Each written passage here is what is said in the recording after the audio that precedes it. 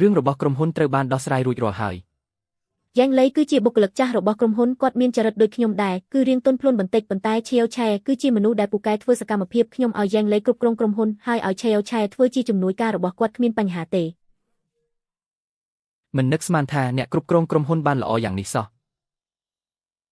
មុនពេលចូលនិវត្តន៍ខ្ញុំក៏ជាអ្នកគ្រប់គ្រងជាន់ខ្ពស់របស់ក្រុមហ៊ុនដែរការធ្វើរឿងទាំងនេះគឺងាយស្រួលណាស់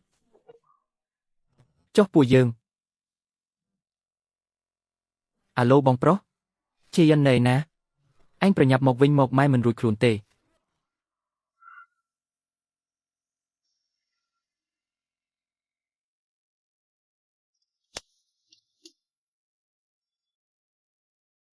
បងប្រុសម៉ែយ៉ាងម៉េចហើយ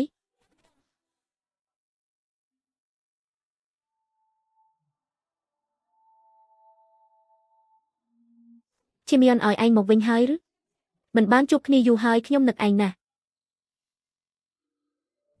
ម៉ែនៅឯណាម៉ែទើបតែដកដង្ហើមមិនរួចបន្តិចស្ទើរតែទៅបាត់ទៅហើយឥឡូវមិនអីទេគាត់ទៅផ្សារបាត់ហើយបើម៉ែមិនអីទេអញ្ចឹងខ្ញុំទៅវិញហើយជាមានឲ្យសុទ្ធតែជាមនុស្សក្នុងគ្រួសារតែមួយរឿងខ្លះឲ្យវាហួសទៅចុះកុំចង់គំនុំអីកាលពីមុនជាដងគ្រុនក្តៅស្ទើរតែស្លាប់ពួកឯងបែរជាដេញពួកយើងចេញទាំងមេឃភ្លៀងខ្លាំងហើយថែមទាំងនិយាយថាចង់កាត់ការគ្នាទៀតរឿងនេះពួកឯងភ្លេចតែខ្ញុំមិនភ្លេចទេមិនក៏ឯងដឹងថាខ្ញុំកាត់ការជាមួយជាដងគឺគាត់ប្រាប់ឯងមែនទេឯងស្ទើរតែវាយគាត់ឲ្យស្លាប់គាត់ទៅចិត្តរត់មកប្រាប់ពួកយើងវាក៏ជារឿងធម្មតាដែរខ្លាចក្រែងថាពួកគាត់មិនមែនមកដើម្បីប្រាប់រឿងតូចចិត្តនោះទេជាយិនឯងឈ្នះឆ្នោត300លានមិនអាចស៊ីម្នាក់ឯងបានទេចែកឲ្យបងពាក់កណ្ដាលមកចែកឲ្យបងពាក់កណ្ដាលដោយសារអីដោយសារបងជាបងប្រុសរបស់ឯងអញកាត់ការជាដងទៅហើយទៅថ្ងៃមុខឯងសង្ឃឹមលើអ្នកណាឲ្យមកមើលថែងពេលឯងយកគាត់មកចិញ្ចឹមឯងនិយាយយ៉ាងម៉េចឥឡូវឯងដេញគាត់ចេញឯងត្រូវតែសងយ៉ាងខេគឺជាក្មួយបង្កើតរបស់ឯងលុយទាំងនោះឯងស្លាប់ទៅក៏យកទៅមិនបានដែរចែកគ្នាទៅដើម្បីឲ្យគ្រប់គ្នាបានរស់នៅស្រួលនោះជាលុយរបស់ខ្ញុំមានសិទ្ធិចាត់ចែងអ្នកផ្សេងគុំសង្ឃឹមឲ្យសោះឯងមានន័យថាម៉េចយ៉ាងខេគឺជាក្មួយបង្កើតរបស់ឯងមិនឲ្យមែនទេមិនឲ្យលុយខ្ញុំចាយអស់ហើយពួកឯងគុំសង្ឃឹមអីលើជាយិនខ្ញុំនិយាយជាមួយឯងស្រួលបួលហើយណាឯងគុំចង់បានមុខមិនយកមុខអីមិនដែរបើមិនឲ្យនឹងប្លន់មែនទេប្លន់ក៏មិនមែនថាមិនកើតដែរពួកយើងចិញ្ចឹមម៉ែឯងត្រូវតែឲ្យលុយផ្ទះរបស់ម៉ែលុយសន្សំទាំងអស់គឺឲ្យពួកឯងទុកសម្រាប់ចិញ្ចឹមគាត់ហើយនេះជាអ្វីដែលបានព្រមព្រៀងគ្នានោះវាជារឿងតាំងពីពេលណាឥឡូវឯងមានលុយហើយវាមិនអាចគិតបែបនោះទៀតទេចុះឯងចង់គិតយ៉ាងម៉េចឯងមានលុយហើយគ្រួសារយើងត្រូវតែរស់នៅបែបអ្នកមានថ្លៃចំណាយរបស់ម៉ែរាល់ខែកាលពីមុន1000ឥឡូវត្រូវបង្កើនដល់100,000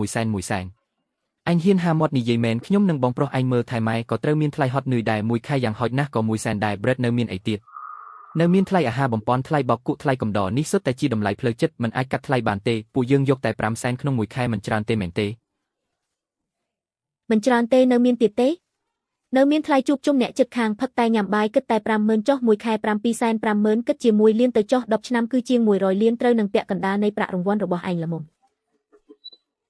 ឯងសាក់គិតមើលលុយទាំងនេះមិនច្រើនទេបើចង់និយាយពីសូវធម៌មែនឯងមានលុយហើយគួរតែចែកឲ្យពាក់កណ្ដាលដោយខ្លួនឯងមិនបាច់ឲ្យពួកយើងហាមាត់សុំទេបានហើយមានផ្លូវពីរទី1ខ្ញុំយកម៉ែទៅចិញ្ចឹមមិនបាច់ឲ្យពួកឯងចេញលុយ1សេនទេទី2ខ្ញុំឲ្យថ្លៃចំណាយ5,000ក្នុងមួយខែជ្រើសរើសទៅមិនបានទេឯងជាត្រកូលលោកគ្មានកូនលុយរបស់ឯងទៅថ្ងៃមុខមិនដឹងជាបានទៅអ្នកណាទេត្រូវតែឲ្យយ៉ាងខៃទៅពួកយើងអស់ចិត្តអ្នកណាថាលុយរបស់ខ្ញុំគឺជាលុយរបស់កូនប្រុសឯងនិយាយឥតប្រយោជន៍គាត់ចិត្តស្និទ្ធនឹងឯងបំផុតគាត់ពិតជាមានសិទ្ធិទាមទារបើឯងហ៊ានមិនឲ្យពេលឯងស្លាប់ទៅគ្មានអ្នកណារៀបចំសពឲ្យឯងទេឯងកុំបារម្ភអីពេលខ្ញុំស្លាប់ទៅមិនឲ្យមនុស្សក្នុងគ្រួសារឯងមកជួយរៀបចំសពដាច់ខាតឈិញញឯងមានន័យថាទោះជាយ៉ាងណាក៏មិនឲ្យមែនទេមិនឲ្យ